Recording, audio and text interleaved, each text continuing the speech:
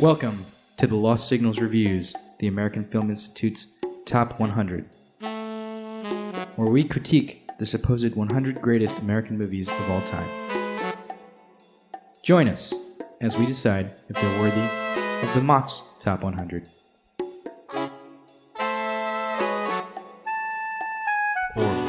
Welcome back, my friends, to the Lost Signals Reviews, the AFI Top 100. And tonight, for our sins, we have been given a mission, and our mission is to review Apocalypse Now, released in 1979, and like I said, number 30 on the AFI list. So, with that, I believe Ian has a logline for this movie for us, for this review.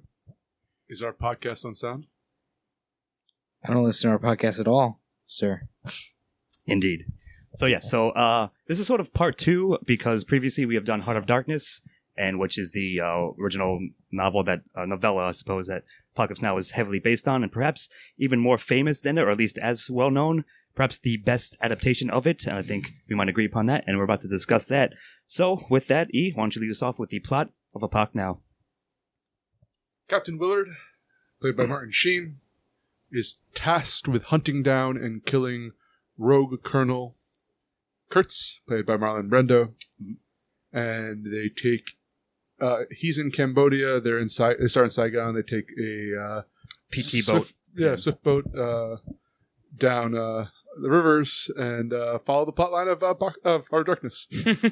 Sees the absurdity. If you've listened to our previous episode, yes, you will know what the plotline is. Yes, Willard is given he's a army captain, like you said, given an assassination mission because Kurtz's methods have become quote unquote unsound, and sees the absurdity of war in the Vietnam, like just what's happening at the time and the place, and finally makes it to Kurtz.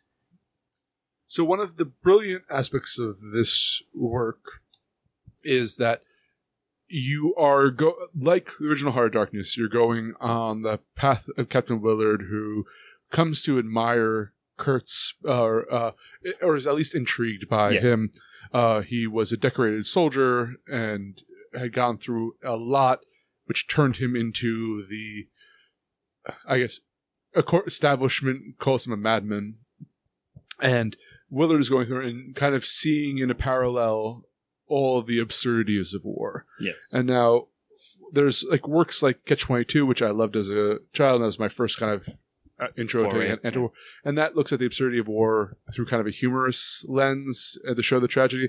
This looks through it in a tragic. Yes, exactly. Aspect. So he goes and sees a colonel played by Robert Duvall, who's willing to destroy an entire town in order for like surfing for his men to surf. For him, and he's more interested in kind of capturing home life and avoiding being in the war as he's committing atrocities in war. Yes. They go to another outpost, which they just build a bridge every night. Every day, only to get destroyed at night, and nobody's in charge. They're just going through the bureaucracies of the military, and they're saying what makes an act of war unsound, because it's allowed by someone who's ostensibly in charge, or this is what the bureaucracy told you is allowed. And I think that this is the best anti-war film of all time, because it's brutal, unflinching about it. Yeah. Look at how stupid the entirety of it is. Sure. Yeah, and I think it's the thing. Go ahead. All right. The thing I like about it is you start off with one man's perspective, and then you got the bureaucracy. I mean, up until like after lunch, where the kill with terminate with extreme prejudice. Yeah, terminate with extreme prejudice.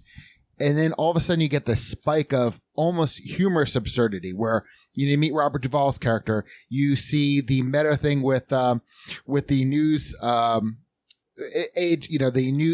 photojournalist, the news. And it's, it is actually Coppola filming, the scene, don't look at the camera. And you've got the whole thing with the beach party where like saying the more they try to make it more like home, more misses it. And the whole thing with Duvall, and a point I'll get to later, And then all of a sudden, the absurdity, I mean, as you travel down the river heading toward this, the absurdity and the horror actually become intermixed. So it's just such a great way to start with like the bureaucracy and then spike it and then kind of actually having the blend of them become normal, but never being able to adapt to it. Do you mind if I make a quick point on this? What is beautifully done is they'll have a kind of either absurd scene in the foreground with atrocities happening in the background or opposite, so that it's always present. They're both always there in some manner. Yeah, exactly. Yeah. Yeah, and then there is, like, I appreciate this. I mean, we're going to talk about that intermingling of those things a little bit later on, but, like, in terms of the plot, it is consistently interesting, consistently intriguing, somewhat unlike Heart of Darkness when I was reading it, where there were points where I was like a little bit bored or like I was a little bit. It's more engaging, more concise. This film starts when it needs to and ends when it needs to, and in a way that the novel or the novella did not, and I think that I really appreciate the entire overall plot of this, even the parts that get a little bit nebulous. As far as like what is going on, what's happening, even more so because of what that's trying to say. Like Coppola really, I feel like threw his all into this movie, and apparently, if you see the documentary, he certainly did. But I'm gonna give this a 3 for sure because I really love everything that's going on with this film. To parallel it to Heart of Darkness quickly it's actually I think you mentioned this, Scott, it's the best adaptation of all time. In that they cut out all the fat. They took the scenes, and even there's actually little subtle scenes that if you weren't familiar with Heart of Darkness, like they mentioned they mentioned a guy hanging himself, and in this one like shooting himself. But the parallels are very intriguing. But then at the ending, they take the themes, adapt it for instead of colonialization, they're doing war, but they have an emotional impact that in the ending that I feel that went for a different thing, a more film ending, but it's wonderful. It's the perfect adaptation. It's much better executed. Which actually, Beth said this morning, she goes, "This is the greatest reimagining ever." Yeah. I mean, it's not. She like even said, it's not even like an ad. It's just she considered more of a reimagining. But what I'm saying is, it exactly what you said. That was. It's the perfect story of a quagmire. In both pieces of work, right? Like it's not necessarily like you said. It's like colonialization versus war, but that's not exactly it. It's like what both of these artists are going for is like trying to show you what a quagmire, what a fucked up thing, civilization versus real life is, I guess. And I think both of them do it perfectly, or both of them do it well, and I think that Apocalypse Now probably does it better. So I'm going to give this a 3 for plot. Yeah, I mean, I would agree. My final thought is yes, it does everything Heart of Darkness does, but if not better, in a more concise way, and so you're engaged with it more throughout. And like I said, trims away a lot of the fat that possibly exists in Heart of Darkness, and is like, certainly, I've seen Apocalypse Now. This is like my 10th time. I've seen it a lot throughout my life. It's just been a while, and I've always loved it from the opening scene. Like, I remember being like 14, 15, maybe it's called a style, but you mentioned like it begins and ends perfectly. The opening scene, the end is playing by the doors, and you're just seeing the jungle be napalmed. And then at the end, like as Willard just silently drives away from Kurtz's compound, and there's no credits or anything. It's a famous thing. It just fades to black, and that's it. So yeah, I think it's one of the best movies ever made. Certainly my favorite war movie or anti-war movie about war. And it's just, I think, perfectly done, flawless from end to end, perfectly paced. So I'm giving it a 3. It sounds like we all are. Yep. And with that, another heavy question, Chris. Go with the themes of Apocalypse Now.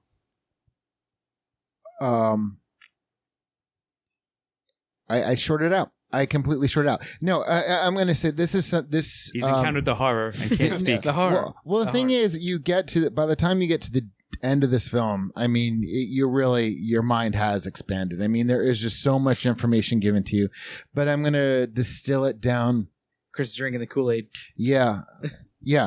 The Kurtz-Aid. The Kurtz-Aid. They should make that delicious. Oh wait, it's like, Coppola. Like lemonade. This is the Coppola wine.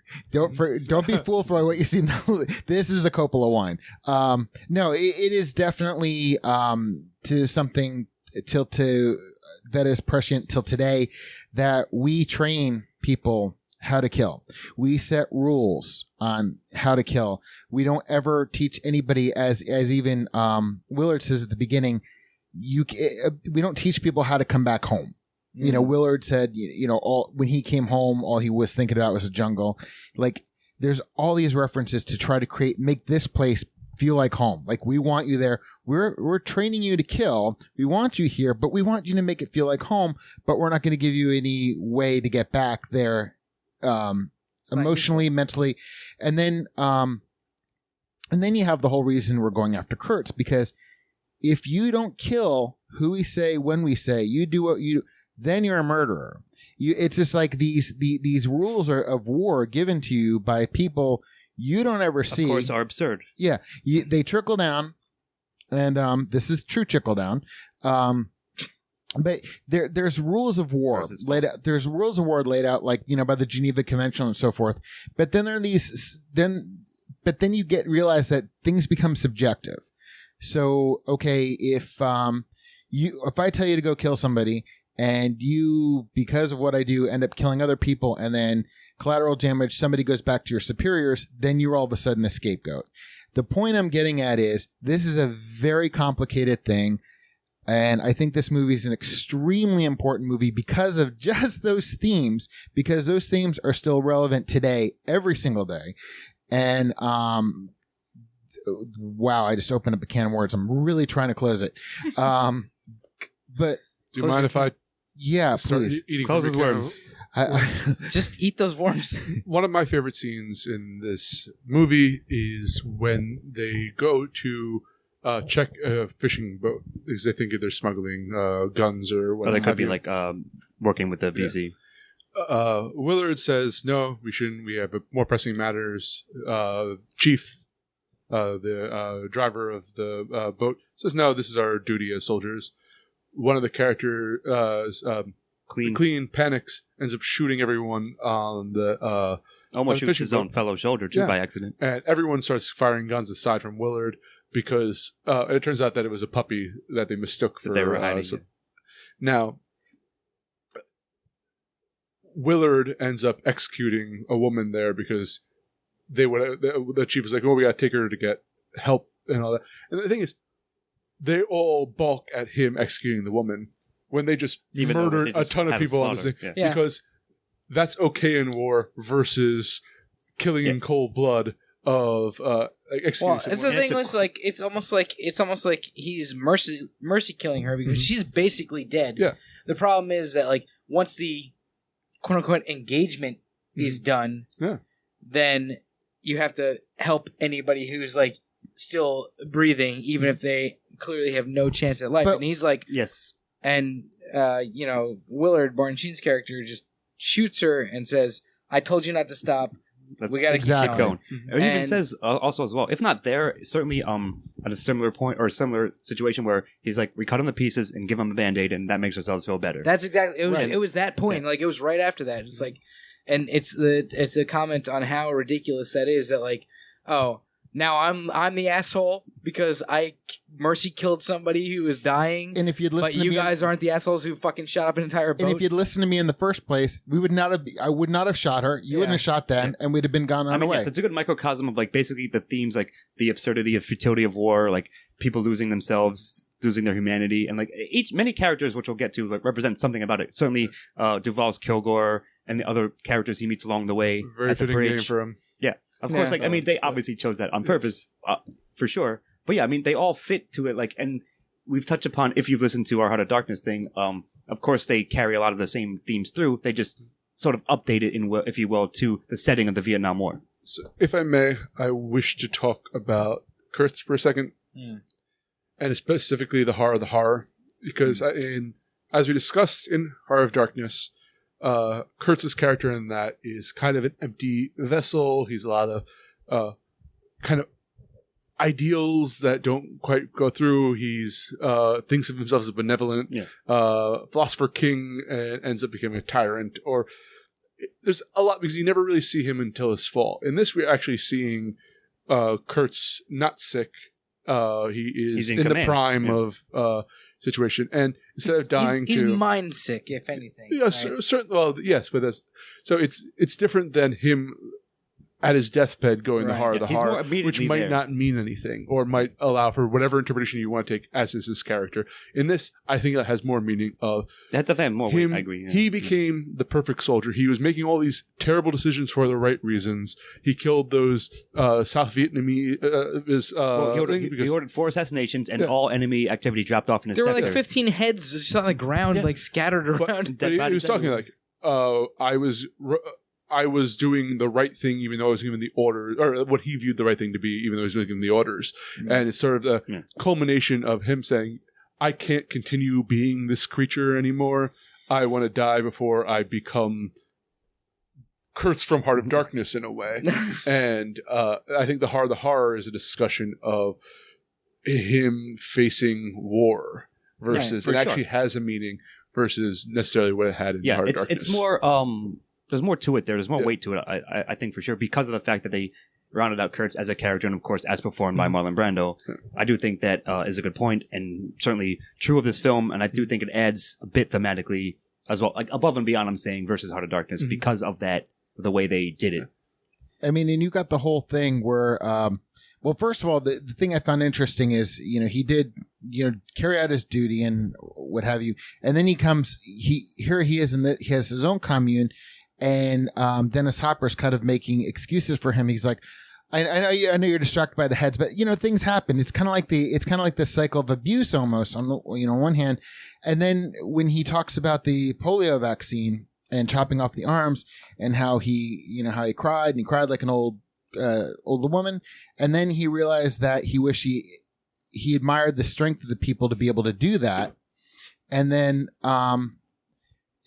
he wished he had 10 battalions of men like that because he could end the whole... I mean, it was just... Our troubles will be over here very quickly. Yeah. So what I'm saying is you've got like a weird cycle of abuse and then an identifying with the aggressor sort of thing. I don't know. Any one of these things could be its own podcast. He also is... sorry. I was going to say, there is just a ton of thematic... space to explore, for sure. Really interesting thematic things that are going on with this movie. Like... You guys have all brought up a bunch of interesting ones. I think I'm going to not so much delve into this question because we could go on. We could literally do an entire podcast on the themes of people have written papers and so forth upon it, for sure. But Ian, what were you going to say? So I guess I'll have one last one to round out the Kurtz. His death parallels the sacrificial ritual ceremony. Calf. And it's him, to me, sacrificing himself. Yeah, I mean, I've always thought that was the case. Right. So, yeah, I mean, like, that's my point is that it's interesting that they end up in a similar place, Heart of Darkness and Box Now, but with different thematic meanings attached to it. Yeah. Sure. No, that's a good point and a good round it off. It sounds like we're all giving themes a pretty strong one, as 11? I think you should. Yes. Okay. Which will bring me to antagonists. So you touched upon it. So I think in this case, yeah, of course, you're going to say Kurtz, and it can be true, like certainly at the last third of the film, we'll say, but you can also say like war, of course, like I mentioned, flowing from themes, the futility and the absurdity and ridiculousness of war and like accusing someone of murder in war versus like, you're not killing people the way you should, like, right? It's an absurd take on that, a darker, comedic take, if you will, like you mentioned Catch-22 earlier. Mm-hmm. But I think like that is the case, and Willard's is sort of there. Of course, he's the Marlowe like equivalent XB, so he's almost like he's detached from it to a degree, but also he's more intimately familiar with it because he is also a soldier in the way that Marlowe from Heart of Darkness wasn't quite. It's actually, but they're both wanderlust souls. Sure. In the show. They're searching for something. Actually, that parallel I think is really strong. Yeah, I'm gonna have that too. Like Willard, they're searching for something they can't put their finger on, but they're called to do this thing, or at least have the skills to do it and want to do it as well.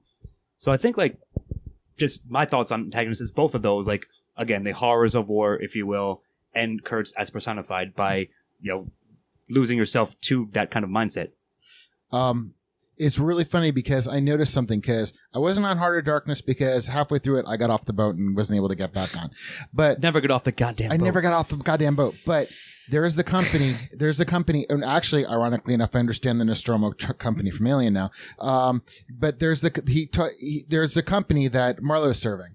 But at one point, definitely once, I'm not sure if twice, Marlon Brando kind of refers to the military higher up as the company. He does, yes.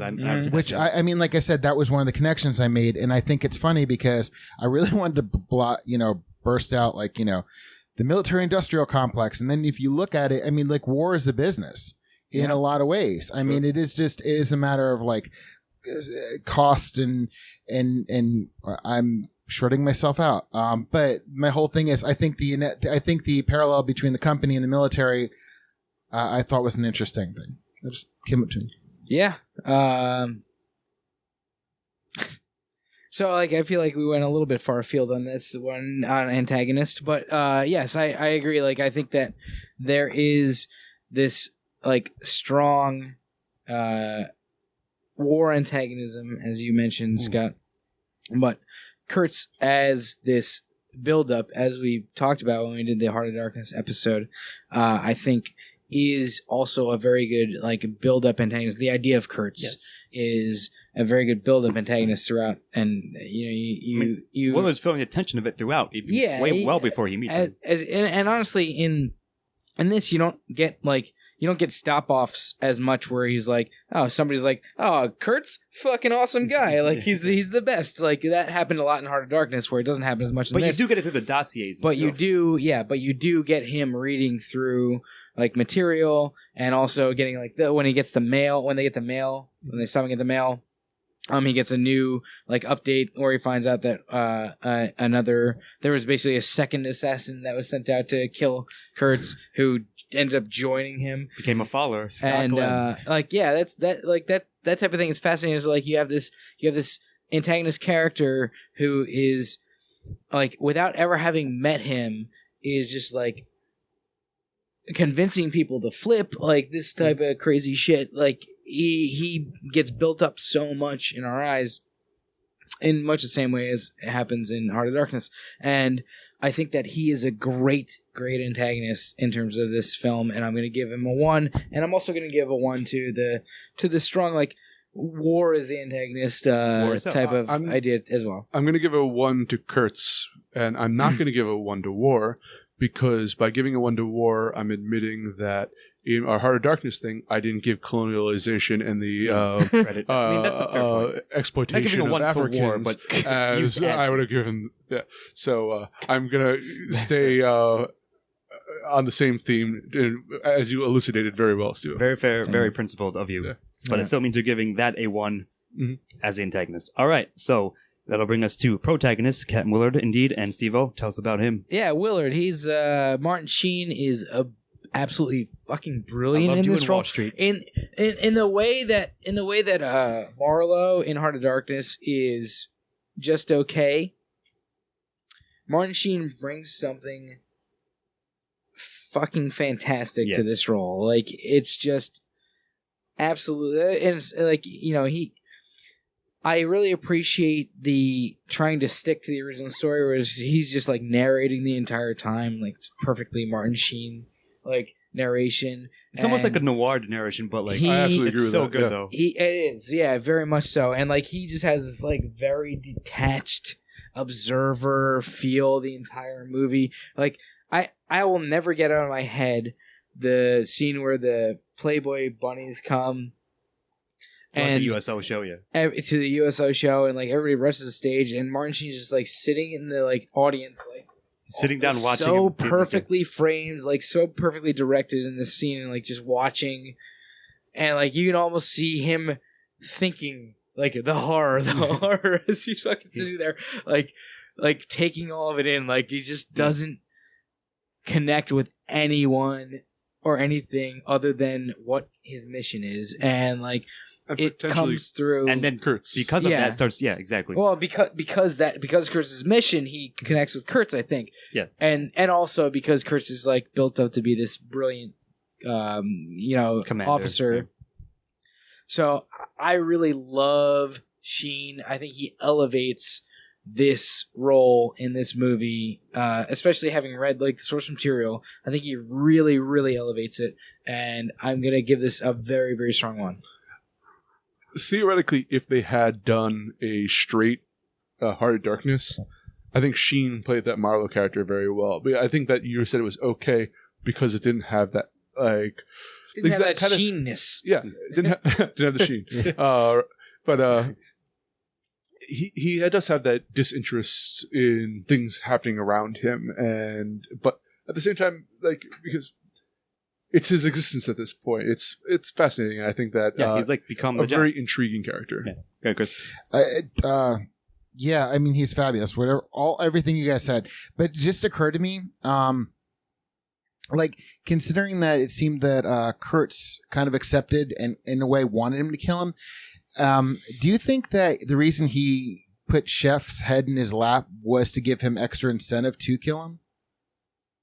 Maybe. Never thought. I think he just wanted him to know that he wasn't getting saved. Yeah, I'm sorry. I'm like but yes, I'm. I think that's mostly what I thought. Out of it. Yeah, like right. So like originally, I thought it was his buddy that was imprisoned with him. The surfer guy, what was his name? Lance. I thought it was Lance's head originally, and then I was like, why isn't that airstrike coming in? Well, that wasn't Lance. That was Chef. Now that's what I'll go at, because Chef had like. It's implied that Kurtz knew that he could call in the airstrike, and therefore, to prevent him calling the airstrike, he has to murder him, and then, like, sort of as like a Kurtzian move, if you will, just throws his severed head at Willard. But he didn't have to murder him, though. That's the thing. Of course he did. He had to murder him to stop the. Or he could have taken him in. I guess. But what I'm saying is, it is a good power move. Yeah. Anyway, we're talking about protagonists. Sorry. We're off track. But yes, I agree that What? Go ahead. I was going to say, if you want to talk about protagonists, go ahead, Chris. You're like Almighty, no. I agree that Martin Sheen does an amazing job, and perhaps it's Spitz style, like bringing him to life. Like the opening scene is him, like almost already going a little off the walls, trapped in the hotel room. I mean, have you ever been stuck in a hotel room in Saigon? Like, no, I don't want to be, because I don't want to do what he does. But like, there's one moment I've always noticed that I think speaks a lot to his character. Sure.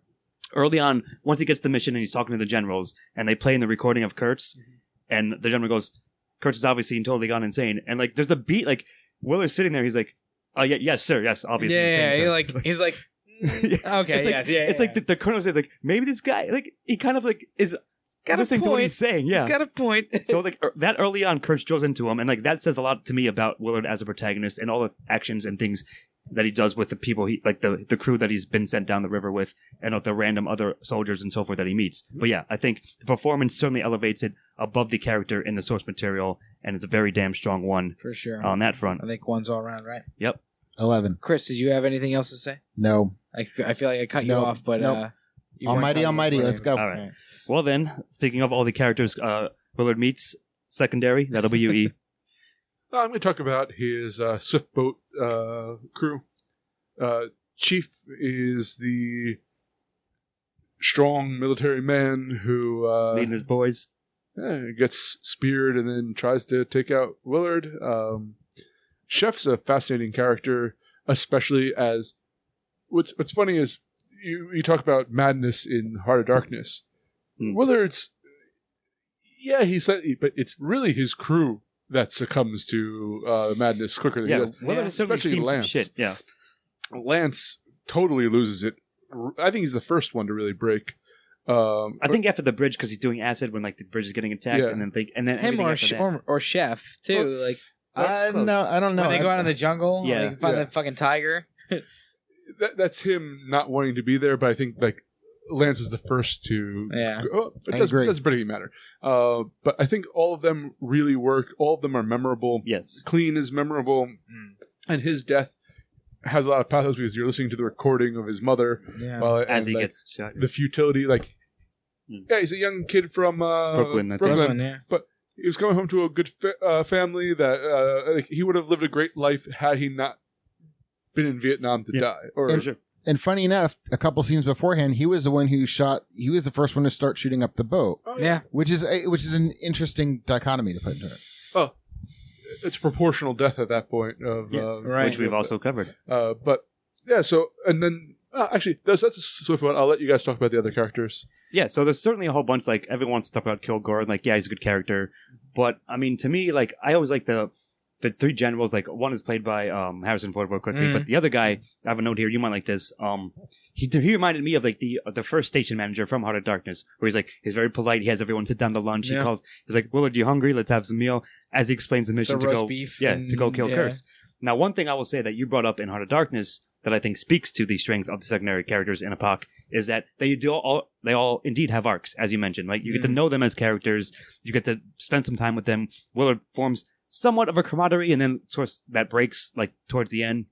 But I'm just saying, like, they are more fleshed out, certainly, than any of the characters in a similar situation. Especially his crew on the boat. Yeah, and that's exactly. the real key there. They have arcs. For sure. Which they didn't have in Hard Darkness. Yeah, that's just wanted to add. So, good, Chris, or whoever else wants to speak about secondary characters. The ones we haven't said. I'm going to there is something I want to talk about Kilgore, but I might save that for later because it's more to style or dialogue. Yeah, to Robert Duvall. But speaking, thinking of supporting characters, and speaking of Lance, because actually I was thinking about speaking of him, because he did in a way become Stockholm to the situation of war. Yeah, for sure. And when he got there, when the crowd took Martin Sheen, they didn't take him, and he was kind of laughing when it happened. But what I found fascinating about his character was when they're going. When after he's killed Kurtz and they're walking out, Lance is sitting there, kind of joined with the rest of them, and he takes Lance's hand and leads him out. And I thought that was just such like an innocent, childlike gesture. And it goes to what you were saying about Lance. And I just, his arc was just, it was like he kind of had this regress, because in the beginning he couldn't believe this guy wanted him to go surfing. And now all of a sudden he's a kid. He's playing with the children. Yes, I was just going to say that. So yeah, I think Lance is I agree with you. I think everybody on that boat has an incredible arc. I think they all say so much in everything they do, but the Lance thing, I just remembered. I never noticed that before, that Willard takes his hand. I thought that was such a really sweet gesture in its own way. It's just so, yeah, that's all. So really fascinating thing going into a different story about Apocalypse Now is like the parallels of like war that happened in the filming of this movie in some sense. And as Scott was talking about earlier, there's a documentary called Hearts of Darkness. Check it out. Watch about what happened behind the scenes. But like it's like sort of the Jaws story. One of the big things is like Lawrence Fishburne, or Larry Fishburne as he was known back then, who plays Clean. Larry got onto this movie when he's 14 years old because he lied about his age, which happened like a lot of people lied about their age to go to war. Yeah. I think that's a really fascinating thing that happened with this in terms of one of the interesting piece of trivia. But I also think we would be remiss to not mention Dennis Hopper's character. I was waiting for as the photographer, the American photographer who is photojournalist, basically the Russian from Heart of Darkness. And line for line, actually, yeah, much of it, and he does a lot of the same dialogue, and he does it like in a very fascinating pattern. He's like an absurd, like I think, like Star Trek hippie. He just has this like very very quick way of speaking, and he like comes in like there's the parallels, whereas like in Heart of Darkness, the Russian is like, "Oh, I need that good English tobacco." Yeah. Hopper comes on and is like, "Oh, I've been waiting for the one you with got the cigarettes." And he grabs a cigarette. Yeah. Like, "You got those cigarettes that I've been waiting for." And like, just grabs one from. Yeah, I've always noticed that from the guys. Like, it's such a good character. It's a perfect little moment. It's almost it's perhaps the most faithful character to the book. And it's really Hopper does this like brilliant, of course, it's Dennis Hopper, man, progression of it. Whereas like the guy, the Russian in the book, who's I don't remember his name, or I don't even think they gave him a name, but like he didn't really have an arc. I feel like Hopper has an arc in this. Like he goes from being completely. It's not like he gets out from under the spell of Kurtz, but at some point he's like, "Oh, I need you to understand where I'm coming from, and I want to help you, whether it's for Kurtz's own purposes or not. Like I want to help you, like to a degree that I didn't get from. Right. I know exactly what you're saying. That's because you were reading it versus watching Seeing it portrayed. Perhaps. Yeah. Because I feel that you said it's really faithful to. It is very faithful, but there is something about that performance that like is not like the way that Hopper performs that is a personality that did not exist when that book was written. Right? I will say that. That's a fair point. It's a very different. Like he's very hippie-ish. Like I don't know many Russian traders from the 1800s though, so it's hard to say, but we can probably. I certainly don't know many 1800 Russian traders that were photojournalists. Yes, but yeah, I think that is a really fascinating character, done like almost in the same way of like the Baz Luhrmann that did Romeo and Juliet, the new Romeo and Juliet, like how it was like a word for word remake, but like you get such a different feel from it than you do like the original Romeo and Juliet. I mean, everyone's sorry. I think that is what you get from Dennis Hopper's portrayal of this character, and that's all I want to say. I'm going to give supporting characters a strong 1 for everything that you guys have said and for Hopper. Yeah, I mean, I'm just saying everyone's performance, we'll get to that in a second, is amazing in this movie, and Hopper is no exception. And yeah, he brings that character to life, I think, in a different way, and a great way, as all the other secondary characters do, as we said. So 1's all around. All right, that'll bring me, hell yeah, boys, to style. Well, no. Sorry, no. what? Chris has dialogue. I have dialogue. Oh, that'll bring me to style after Chris talks about dialogue. Wow, you pulled a me. I do that all the time. Nailed it. You nailed it. I'm actually going to I'm going to take this opportunity to discuss Kilgore. Yeah. And sorry, I meant to segue you there. Yeah. No. But the thing that I noticed this time around, I mean, because this movie is one of the most quotable movies, and especially the Kilgore scene. I've quoted my entire life. Yeah, about the napalm scene, and it's quoted all the time, and it's fine. But when you watch, no. When you watch Robert Duvall, his facial expressions, his mannerisms, it takes on such a meaning, and the words are just decoration, and what's being said is what's on his face. It's the way he is behaving in that moment with shit blowing up behind him. This is coming after he's tried to get everybody out there to go surfing. You know, he's like, I think at this point he's taken off his shirt and everything. And he's like, it's this weird acclamation, like acknowledgement that this war is going to end someday. When he says that line, he's kind of, it's this weird, he's mournful over it. Yeah. There's this weird intersection of so many things. And his was the strongest representation of it. Hold on a second. I rewound it like 5 times but then I noticed during the rest of it, while the dialogue is excellent in this movie, the performances, the nonverbal communication while these people are giving these lines, when these people aren't giving these lines, I mean, I have to give that credit. I mean, it's great to have something wonderful dialogue wise on the page, but you put these people, you hire actors because you want to make these things sing. And this film, as much as the dialogue is important, how it is conveyed through nonverbal expression is just as, if not more important at certain times. So this is getting a 5 from me. Or it's 1. A 5 on dialogue. 10, 13, 11. I'm done. So, Chris has gone into his own madness. He's gone mad. They told me you'd gone totally insane. No, like I completely agree. I think that there is so much brilliant dialogue in this film, and a lot of it is absolutely 100% elevated by the brilliant actors that they got. But also, I think that this is a lot of young actors in this movie that were made into perhaps better and the great actors that they would become by Coppola absolutely going bonkers insane putting himself. Them through hell. And like it's almost like going through like a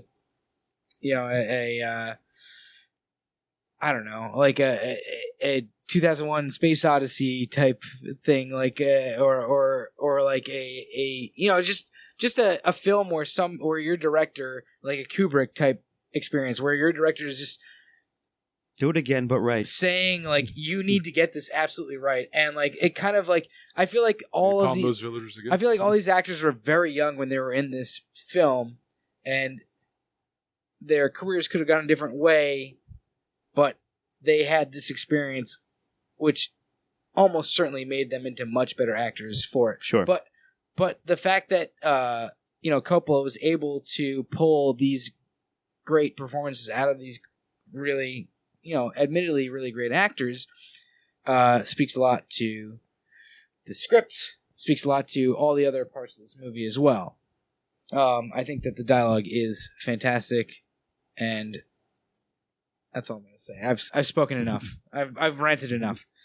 Ready. The dialogue is great because it is interwoven with the themes, and it's even though it's very quotable, it's often, I feel, misquoted in intent. Yep. So I remember the line, "I love the smell of napalm in the morning. It smells like victory." Right. There are lines between those two sentences, though. Particularly, he goes like, "We napalm one time made a whole hill bomb for 10 hours," and like, and he's like, "But we didn't find any bodies." And then he says, "It smells like," and it's like, "But it's a it changes the whole didn't thing. actually accomplish anything," and thus his entire character is established there in finding glory in inconsequential actions, yes, and exactly. also to the absurdity of war in general. But many people forget the lines between those two oft-quoted ones. You're absolutely right. I mean, and of course, I want to point out that since speaking of that scene, like sort of that character and that scene all flows into a lot of things. But and I think dialogue-wise, right? So it's a reference to the shelling of the beach from Heart of Darkness, where they're just shelling into the jungle, accomplishing nothing. Same thing of him calling in the napalm strike that didn't do anything. When they're firing at the natives in Heart of Darkness, and just making a lot of smoke. Yeah, you just fired above where they were. Yeah. It's the same. Yeah. I mean, I always got that parallel. But yeah, of course, like you're right. This movie's a la almost Dr. Strangelove a bit. Like it's like the writing the bomb scene. Everyone knows that smells like victory. Everyone knows that as an iconic thing, but it's always taken out of context. Within context, it becomes so much more meaningful and says so much more about it. And like every piece of dialogue, almost without exception, is like that in this movie. From the opening, shit still in Saigon, right? Like you get who Willard is like instantly. But that's a problem with quotable movies is they're taken out of context. Sure, and then they're parodied and but the hell and back. Yeah, but then you get to it, and like Ian said, there's so much between the lines. It's like we're all saying, it's just like, it's kind of always makes me like leery of people that are saying, "Oh, it's a quote," it's where it's a quotable movie. I'm like, yeah, but maybe. But is that a quote or is there? It's always that thing. Like, are you taking this the wrong way? Like, if you're saying like, "I love the smell of napalm in the morning," because war is awesome. Then because I want and that's like I want to go and become like a fucking Marine or something. I love the smell of bacon in the morning. It smells like breakfast. It's as vacuous and empty as Kurtz from Heart of Darkness. Yeah. Exactly. No, very well done. But dialogue in this, whether you take it the right way or the wrong way, it's still fantastic. Pretty goddamn good. Because of the deliveries. And a good point, final, about the sort of the nonverbal expressions that people sometimes make, or the shots they have, that they're saying something without actually talking. So yeah, dialogue, ones with a bullet, if you will. Yes. Yep. Yeah. Any final thoughts? So, ones, yeah. So that I think will indeed bring me actually to style, which I started jumping the gun because I'm waiting to talk about this. And again, essays can be and have been written about the style of Apocalypse Now. It is absolutely stunning, fantastic. Every shot is fucking just brilliant in its own way. And again, like I mentioned, the opening scene of the jungle being napalmed to the soundtrack of the end. That got to me when I first saw it like 13, 14. It was burned into my brain as like a scene in an image that I could never escape. And it still gives me goosebumps watching it to this day. And from that moment to the very end of the film, it's all goddamn fantastic. Can I jump in for 1 second since we're talking about the introduction? The switching between the propeller of the helicopter and the fan. And the fan, that's been parodied, kind of famous, but it's so well done. Everybody tries to do this same thing, especially when they're doing like Vietnam movies or war movies in general. But again, as we were saying before, you take something like that and it's parodied, but do they know what they're parodying? I mean, what's the meaning behind why you... Sure. What's the meaning? What's the meaning? I mean, it's all... But yeah, like all the shots, like, and I'll bring up... Sorry. That's one broad thing. to parallel as well to Heart of Darkness, like you'll notice as it gets further and further upriver, like the shots get darker and darker, if you will. Like the river and the sky's more muddied, it's more blurry, and of course they've got the smoke like they got smoke grenades going off, so it becomes like engulfed in mist. And all that just that purple smoke is like outrageous. That scene where they just like engulf the boat in purple smoke is outrageous. It's such an eerie feeling. It's so good. To the literal Heart of Darkness with Kurtz, and they're both cast in shadow. Yeah, exactly. I was going to mention that. That's noir lighting almost, and it's just like Kurtz, like you see a slit of light coming across his face, and that's it. So yeah, every shot in this film, sure, it was hell to make, but Coppola at the end pulled it off. Sometimes it's worth it. Yeah, it's a piece of art for a reason, and I can't say... Well, it's worth it for me. I don't know about Coppola, but... There was one more famous one that maybe... like another one that's parody that's so well known, but again, taken out of context, is the Ride of Valkyrie scene with the helicopters when they're attacking the village, right? That's a very famous, iconic thing, but within context, it's still like the dark side of war. But actually, I was... I'm ashamed to admit, as going to music school, that I was reading today that the Ride of the Valkyries, part of the reason it's important is because the Valkyries are running into war, and they win the battle but lose the war, which that kind of signifies. I thought that was really fucking cool when I read that this morning. As somebody who saw this in the theater when it was released at 9 years old, to which I've heard you and my boss, no wonder you're so fucked up. Well, yeah, having watched this at 9, and then in high school, and then in my 20s, and then like now. It's just when we're talking about the style, the layers of meaning. Like that's why I can be real critical of the quoting and the parody of the style, because you're looking at this, and I'm like, I've seen parodies of people who were older than me at the time. I'm like, you didn't get this, And it's just I'm going to say one thing about style is the music. The original music by, I believe, it's Coppola and his brother. We had done a thing on synthwave, and there was a lot of analog type synth stuff that was intermixed. I absolutely positively loved it. It's not like it matches the rising tension. There's not it's not melodic, it's not harmonic, it's just part of the ambiance. Yeah, well, sometimes it's just coded on purpose for sure. And like you're right, like that's a very good point that it matches. Like as they get deeper, closer to Kurtz, closer to Cambodia, things become more disjointed, more surreal, and less able to be parsed out, understood by anyone there. Yeah. One thing I noticed for the first time in this one was when they do the Ride of Valkyrie scene, they ask them, he flips the switch, it says PsyOps on top of it. Yep.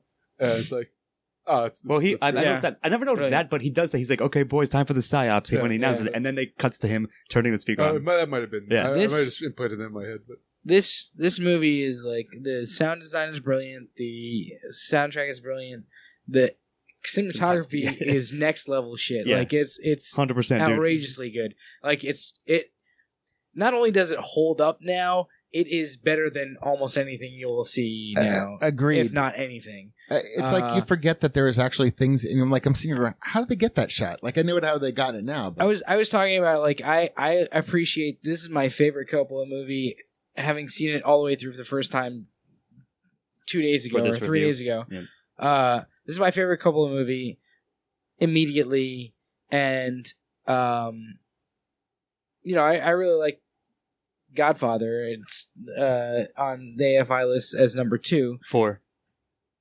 I thought it was 2. Actually, you're right. It might be 2. I think it's 2. I'm sorry. We got it up there. I just can't read it from here. Casablanca's 2. Yeah. What? No, Casablanca's 3. Godfather's 2.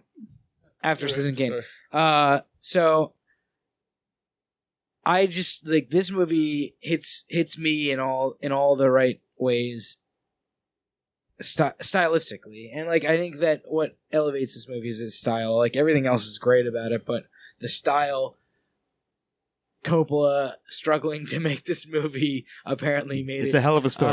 An incredible fucking film. Methods may have been unsound, but he got the film done. Yeah. Just like Kurtz. Yeah. See, it's all perfect. But yeah, I give this the strongest of one stylistically. All right. Yep. Any final thoughts on style? One's all around? It's great. All right. Yeah. Bring it on home, Steve-O. I think you've just answered this question. Do you, in fact, recommend Apocalypse Now? Yeah, I fucking recommend it. It's one of the best movies ever. Watch it. There are, I'm sure, people who don't like this movie, but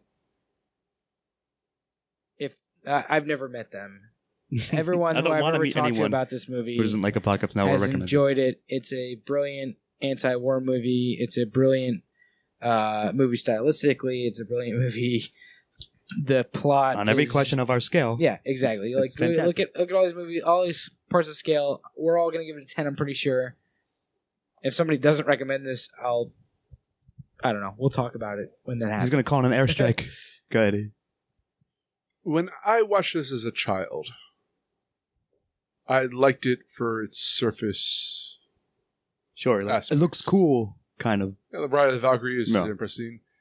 As I watched it as a adult, if I can claim to be an adult, I appreciate it for everything it is. It's one of my favorite movies of all time. Now I'm there with you. In. I'm not even saying it's the best. It's not just. I don't need the qualifier for Coppola film. The best of. This is in. Now, if we're going to redo the AFI, I am moving this up to the top 5. This is a brilliant film. It's not even a brilliant. It doesn't need qualifiers. It's a brilliant film. Yeah. I could swear when I was 9 that they had tacked on some credits, which would not have been atypical because there's union guidelines. But if you take it the way it's released now without any beginning or ending credits, okay, him shutting off the radio and backing the boat out, is so more powerful because there is an indeterminate ending to it. And I wasn't sure exactly if I was, but this is a fucking perfect film. And to not have the beginning and ending credits is what makes it from an almost perfect film to a goddamn perfect film. This film is fucking perfect. And it is, if I was redoing the AFI, this would be in the fucking top 3. I mean, I love The Godfather. It's one of my favorite movies. And holy fucking shit, this is one of the best movies ever made. And I just, it's perfect. Gush. Yes, I mean, I agree. Don't much add. It's funny because I was gonna ask you guys. Yeah, of course, I'm recommending it. It basically solidified like how much I love this film, and it still stands as a piece of art. It is up there, some of the best, even amongst other mediums, like not even films, I would say. However, yes, I was gonna ask like better or worse than Godfather. Like you prefer it over Godfather? I certainly do. Better. I think you guys answered that. Yeah, better. Yes. Yeah. Godfather's a great movie, but this movie's better. And I was going to say, so it's number 30 on the Apocalypse Now. You guys would move it up. I'd move it up probably to like maybe 9 or so in the top 10. Maybe in the top 10.